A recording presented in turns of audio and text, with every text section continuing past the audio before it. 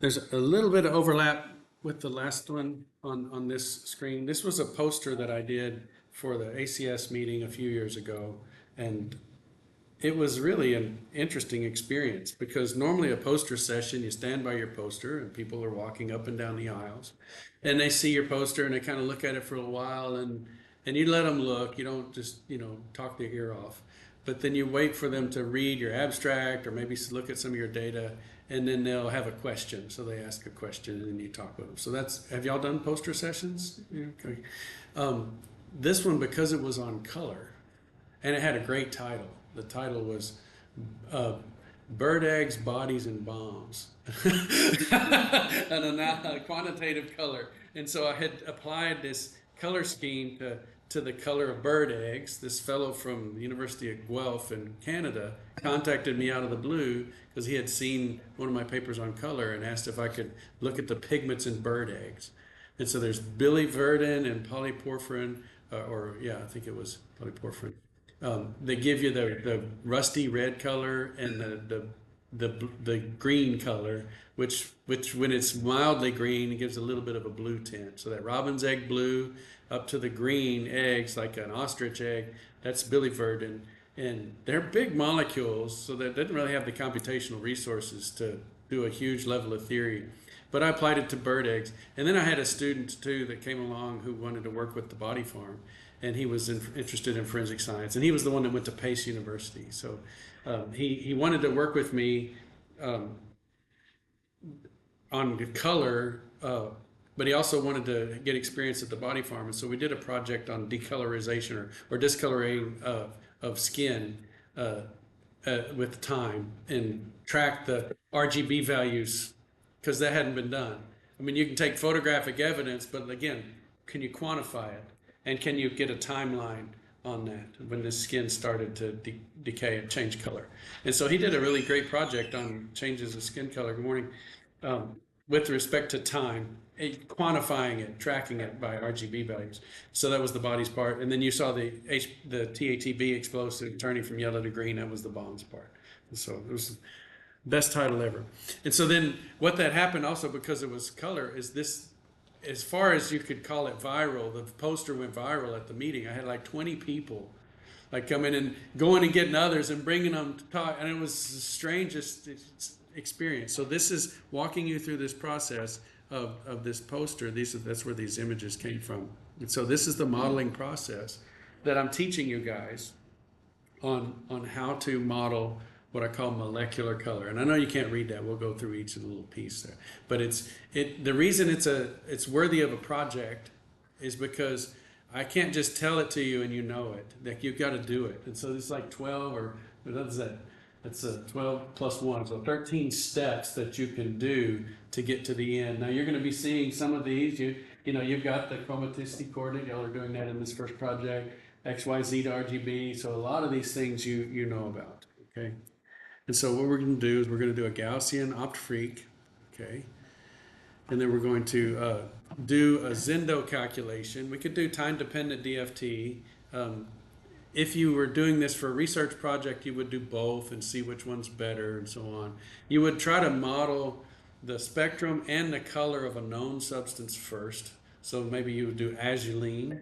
So maybe that's a good blue molecule. So if you calculate azulene, and you don't get the right spectrum and you don't get the right color, then you've got to change something in your model because it's not able to reproduce something that you know. So you wouldn't trust it at all to reproduce something you don't know. Okay.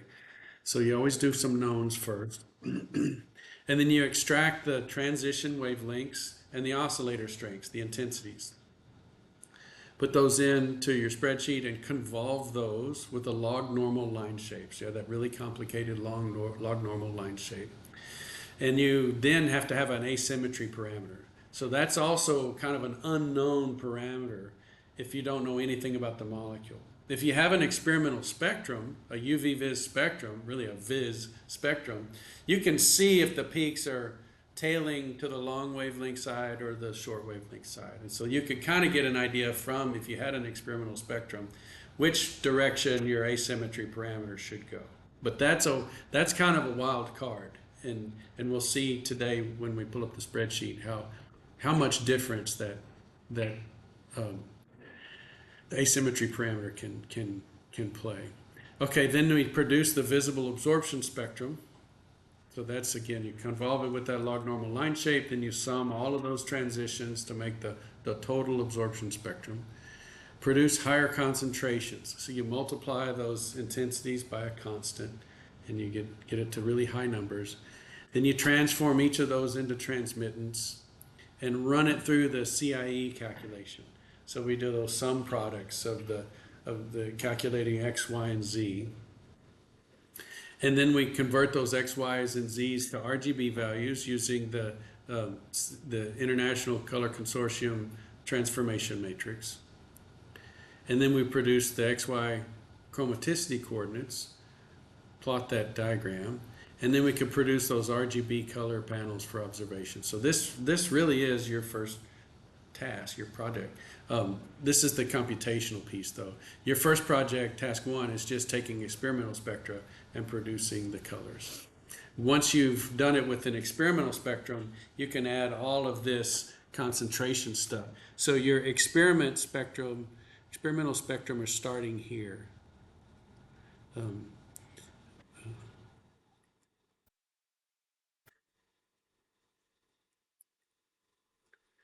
But from here up, this block is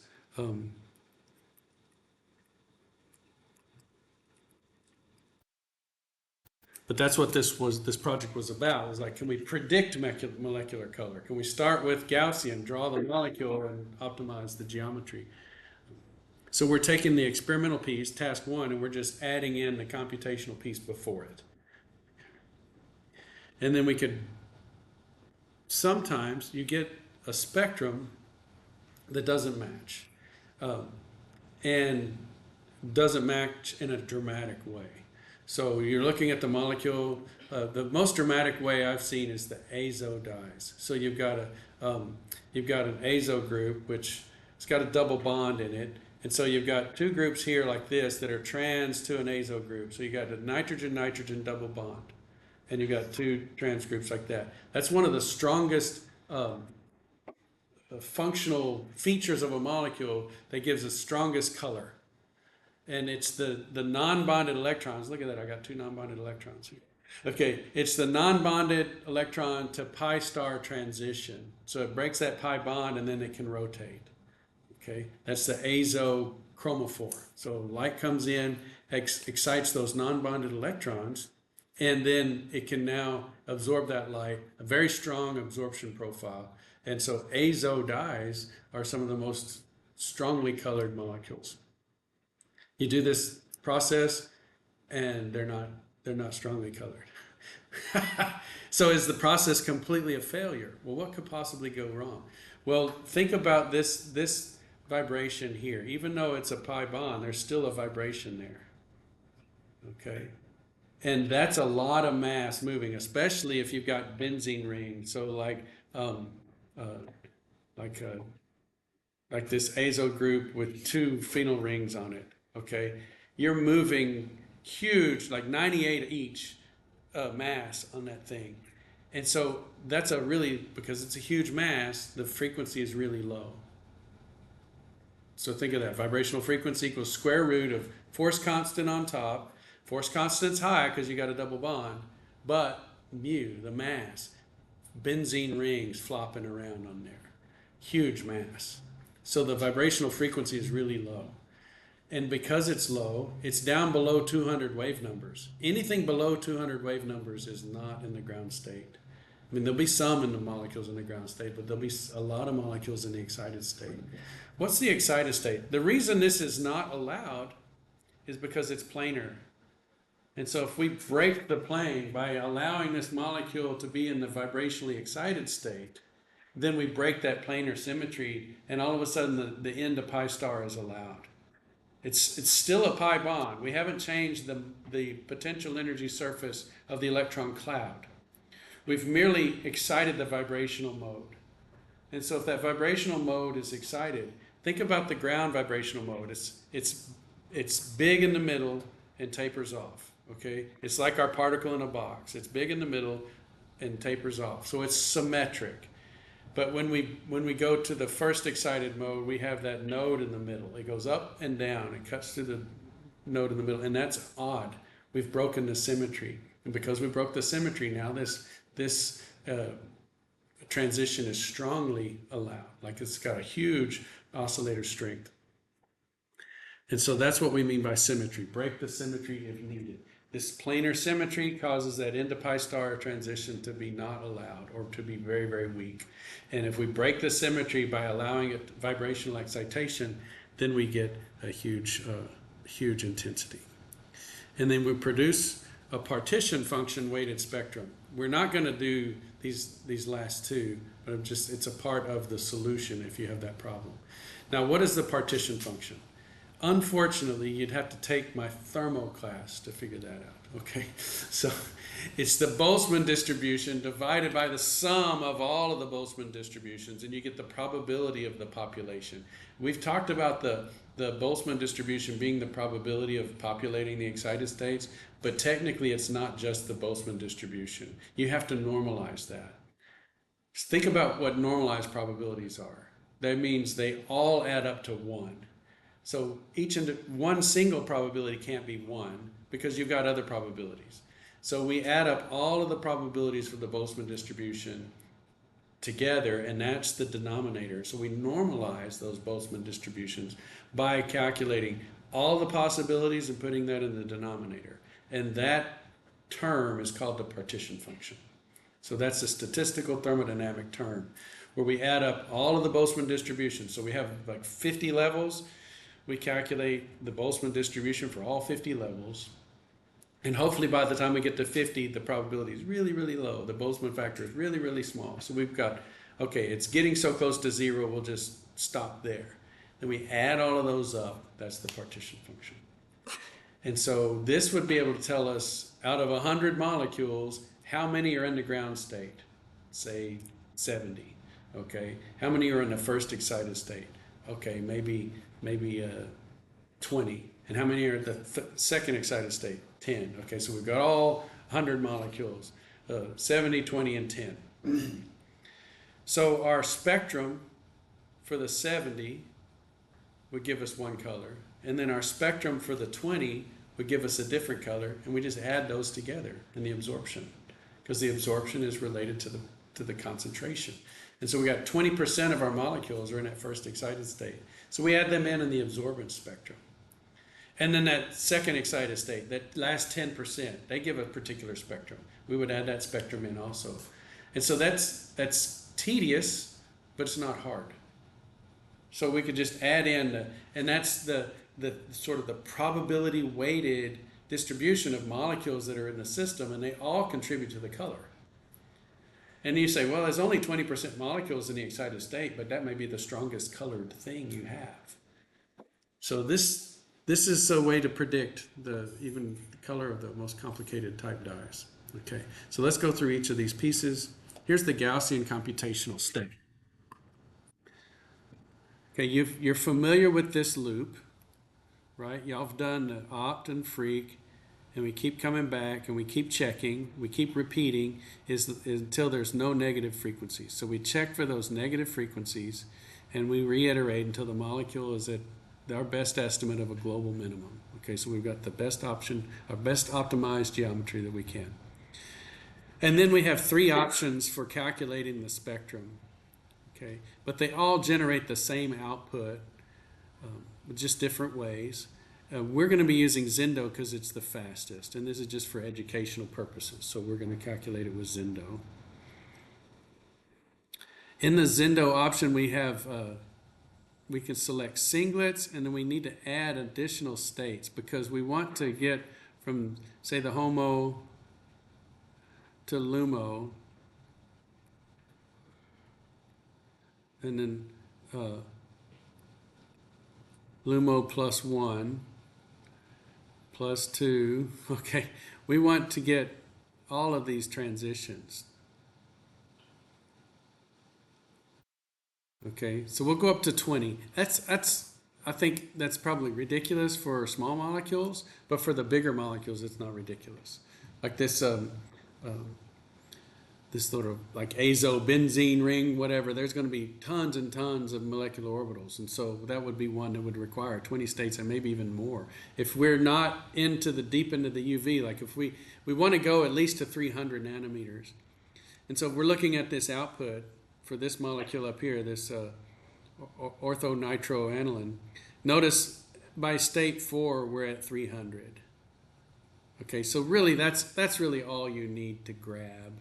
You know, you're going to have down to like 200 nanometers, 100 nanometers. Those are not going to really affect the visible spectrum, but the 300s and above, those would all affect we want the 300s. We're only plotting from 400 to 700, but the 300 peak is going to tail in to the 400 nanometer region. So we want to keep all the peaks down to 300 nanometers as a general rule. And so we want to make sure we get to 300 nanometers for our transitions, because notice that's sort of transition number 4. We're calculating 20 transitions, okay, in our project. If you got a big molecule, you may have to go to 60 or 70, okay. But if you've got a small molecule, you'll hit 300 nanometers in the first few, okay. Okay. So any questions about the calculations? These are the Gaussian calculations that you will do. Eventually, not in task 1, but in task 2. Okay. It's on the video. Yes? Go ahead. Okay. Don't be bashful. All right. So then we got that sort of high fidelity spectral simulation. We've got the log normal line shape. Hopefully you guys still have your spreadsheet for when you did this. Okay, so you can go in and use that equation. You could do the error trap if you want, or you can just make sure that you never put the asymmetry parameter as equal to 1. Okay, but here's our asymmetry parameter, and so we calculate that absorbance spectrum here of all of these peaks, and you multiply them by successive intensities. So we're, doubling it every time. And notice that the absorbance goes off scale. I mean, it eventually would go to infinity, right? But when we take the minus log of that, it bottoms out at 0. So it starts out at 1, it goes down to 0. And so that's our transmittance spectrum. So this is basically that expanded. So this is the convolution. Here's our log normal line shape equation jammed up here. It looks like it's cut off, so I'm not sure about that. Oh no, it's all right here in the first. This is with the error trap too. So it's all right here. Let's see. Yeah. So there's your log normal line shape. And so what do we have? We've got the peak center that comes from our calculation. We've got the oscillator strength, that's at F of I, this is lambda I. We've got the full width at half max, and we've got the asymmetry parameter. So we just have those 4 parameters. We can calculate a peak for every one of those wavelengths. And then our so here's our converting to transmittance. So this is calculating the absorbance. This theoretical absorbance is the sum of that whole row, and that's our absorbance spectrum. And then we have our multipliers. I don't show the multipliers, but they're all right here. And so we calculate the transmittance. T is 10 to the minus A.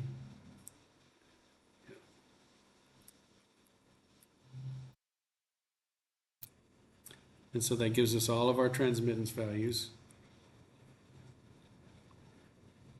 And so here's our transmittance RGB values. Here's the transformation matrix. Again, you don't have to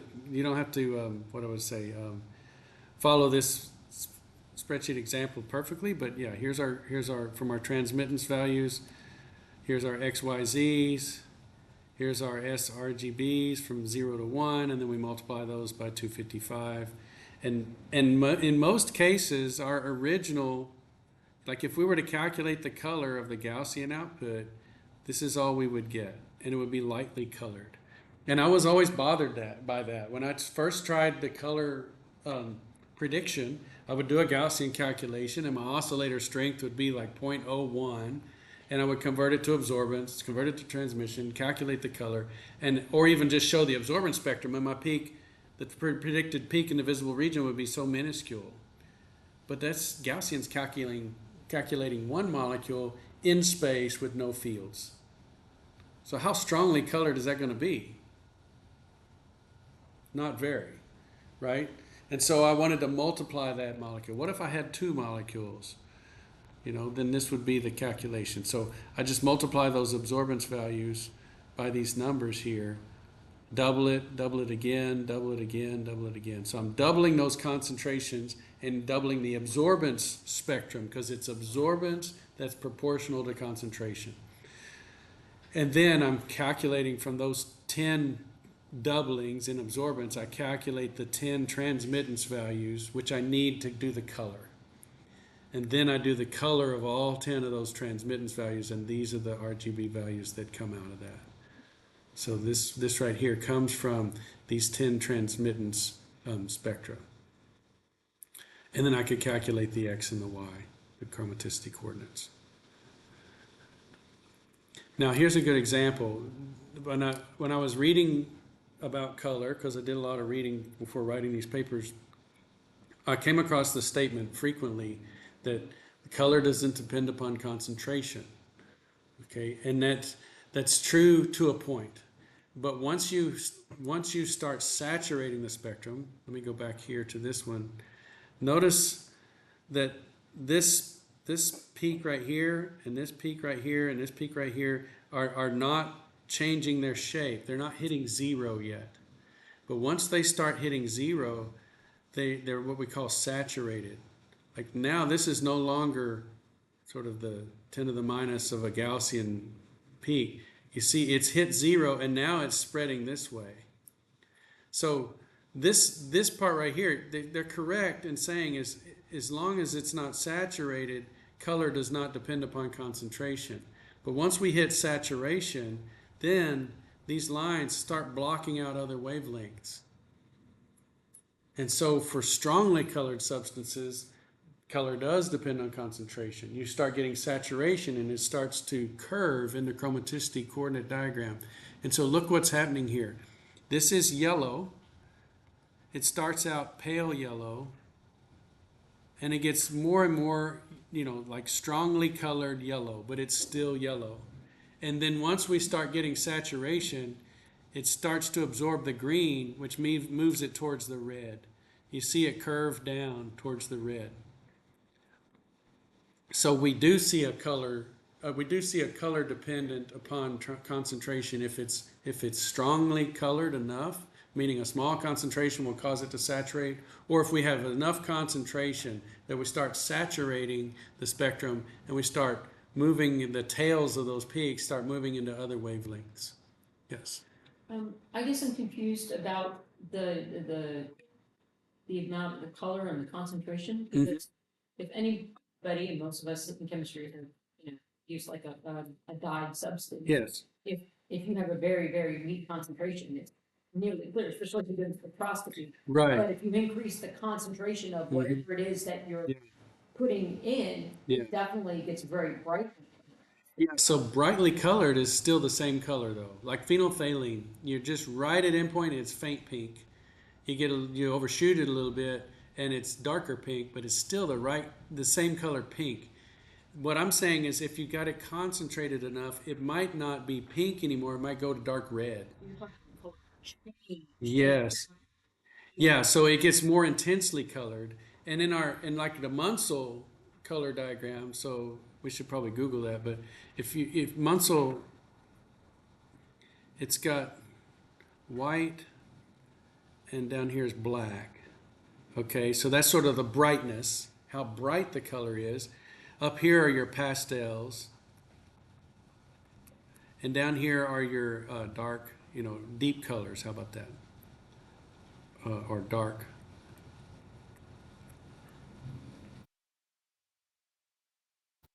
And so that you might say, like, this is a pastel blue right here, and this is the same blue, but it's darker, right? So the distance from this white point, this right here is called the white point. Okay, so the distance from that white point is this vertical axis in the Munsell color scheme. Okay.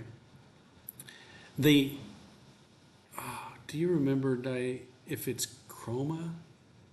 Do you remember the distance from the middle on the Munsell scheme? Or This is from chroma? Okay, very good. Chroma. I just assume you're up on everything forensic. You're my forensics person. Okay, but yeah, the Google works. So it says chroma. So that's how intensely colored it is. So sort of the up and down is sort of, you could think of as brightness, and in and out is the chroma, how intensely colored it is. So this might be pink, and this might be dark pink. But neither one of those is really red. So what I'm saying is if you start to saturate, you start moving around this ring towards red. Got to write an R here. Okay, or maybe you go the other direction towards yellow. Because your saturation will go in different directions depending upon how asymmetric your peaks are. So it's really, I would say, pretty unpredictable, like what saturation is going to do to your color. So here's the tool that I built, and you can see that down here. Notice it's yellow, yellow, yellow. Here's a good example. It's yellow all the way down until it gets to the last 2 points, and these two it starts to move towards orange. You see, it's not just more intense yellow, it starts to go towards orange. And that's what we're seeing here, that's curvature in the chromaticity diagram, and that's what we're seeing right here with this this saturation is moving towards adjacent wavelengths and starting to wipe out whole sections of the visible spectrum. This is just a snapshot of the macro that I have. When you click that button, I'm just showing you that you can make this. Now, Excel is a little weird. You have these color slots, and there's 56 color slots. And so I'm just assigning the color slot to an RGB value that's in the text. And then I'm taking the range that's selected and assigning that color slot. So I'm saying color slot is defined as the RGB of value 1, which is R, value 2, which is G, and then value 3 is the B. So I've defined color slot 46, and now I'm setting that range, the interior of that color, to color index 46. And then I move on to the next one. So the range of G4, H4, I4, those are the RGB values assigned to 47, and then I'm assigning that range to 47. So you just write a macro that does this, and it'll go and it'll find those color values, and it'll set them to the RGB values that are in those cells. And that's all it is. So you can understand that, and you can play around with it, and the fun part is getting a button on your Excel page to work. You know, it's like, click this button, colors change. That's pretty cool. Okay, and it saves you a lot of tedious clicking, and you've used a macro. Now, Microsoft absolutely hates these macros, but they're super useful. But people started putting viruses into Microsoft Word macros, and maybe Excel too, I don't know. But they were using this Visual Basic for applications to hack people's computers. And so there's a whole lot of security surrounding these macros. So if you try to open a macro-enabled workbook, by default, it won't work. So you've got to don't just click OK on the warning messages. You've got to say, I trust this document, and enable the macro. Otherwise, it will just not let the macros work. Okay. So if you get out of the spreadsheet, get out of Excel, start it back up. If it's not working, try it again, and hopefully you get the warning message that you can say, yes, I trust this document, and yes, I want to enable the macros, and then they'll work. Okay, we talked a little bit about the symmetry breaking. Here's the Boltzmann's constant, okay, times temperature, so that's KT. And remember when we did the Boltzmann factor, we had E equals the energy divided by KT. Okay, so that KT value is a measure of how much energy we have in the room. Well, what is that in wave numbers? Well, we can convert from joules here. We've got joules here. We can use Planck's constant and the speed of light to get out of joules and into inverse centimeters. And so at room temperature, 298 Kelvin, we have 200 wave numbers of energy with which we can excite vibrational modes. So if we have a vibrational mode that's under 200 wave numbers, it will be excited. Okay. And so here's an example of one. You know, here's, let's see, well, maybe no. Oh yeah, so if we wanted to look at how to break this symmetry, I've picked one that's not below 200 wave numbers, but still, you know, a benzene ring is a hexagon, right? But what if we've got a molecule that's not in the ground state? How do we break that symmetry? Well, notice here, and I just picked a vibrational mode in this benzene here, vibrational mode 9. Down here, manual displacement. So as it oscillates back and forth, the atoms are displaced. So you can come along here and you can move this slider back and forth. Okay, where's my pen? We can move this slider back and forth. And I've moved it all the way to 1, like the maximum displacement. And look what's happened to the atoms. I can come and I can save this structure. Okay, let's see this. Yeah, so I can save that structure, and now it's a distorted benzene. Why would I do that? Well, because there's no molecules in that vibrational excited state that have the benzene structure. Because in the first excited vibrational state, notice the one that's in the middle of the well is 0. The ones that are on the left and right are non-zero. So the wave function is broken. So the molecule is either distorted one way or distorted the other way. But the bottom line is it's distorted. It's not. Now over time, the average structure, still benzene, still a hexagon. But the vibrational, wave function, if you were to square it, the probability distribution is, the probability is that that benzene is distorted in the vibrationally excited state. That breaks the D6H symmetry. That changes all your selection rules. Everything's different now. And because the molecular structure is different, the selection rules for the electronic transitions are different, and you'll get new transitions that are available. And so I want to find a computer programmer that wants to team with me on this task, to where you could take the output from Gaussian and you could program with Python or whatever package they want to use, all of the molecular structures that are below 200 wave numbers, and then do Zendos on all of those and convert all of those to absorbance spectrums, and then add all of those together, weighted by the probabilities of those populations, and then generate the structure of all of those molecules. Because we've got, in 1 mole of these, 10 to the 23rd molecules. So we've got a lot of molecules that are distorted this way and distorted that way and so on, that would contribute to the color. And so that would be the most thorough scientific treatment of the molecules that you have. Here's an example of that nitro group twisting on that molecule. And so we take that displacement. Notice the oxygens primarily. Here's the oxygens. One has gone up, the other's gone down.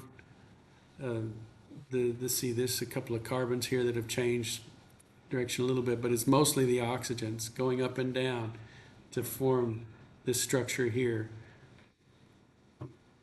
So this is the displacement. This is the change in Z.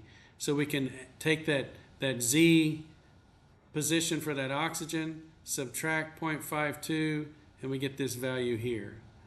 And then we could take this oxygen position, add 0.57, and we get this value here.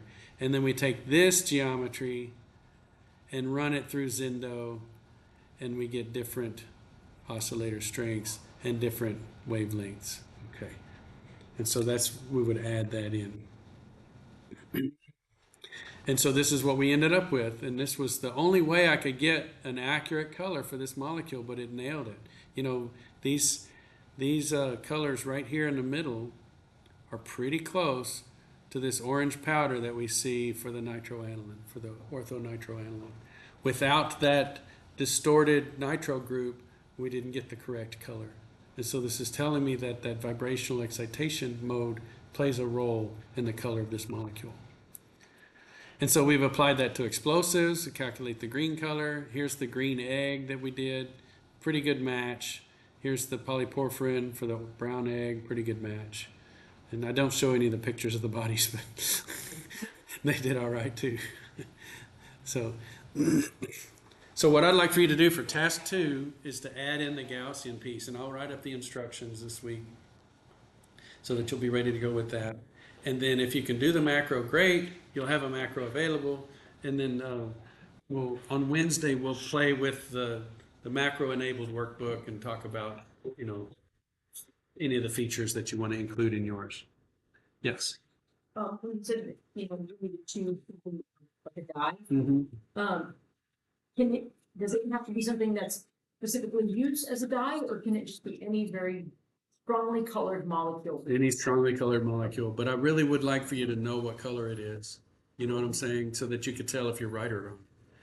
So Like the nitroaniline, I've got it, right? It's dark orange. So I want to be able to see if I've got an orange result. Okay, so how do we know? Then I'm just thinking of a certain color that I really like, so I'm like, okay, I'm going to find a very commonly used dye that gives that color. Yeah, but you know the color. Oh, okay. That's what I'm saying. How do you know you're right or not? Yeah. So we're just trying to we're trying to match the color of a known substance, like the azulene produces blue. Like, Okay. did we get the blue color of azulene or not? Yeah. Yes.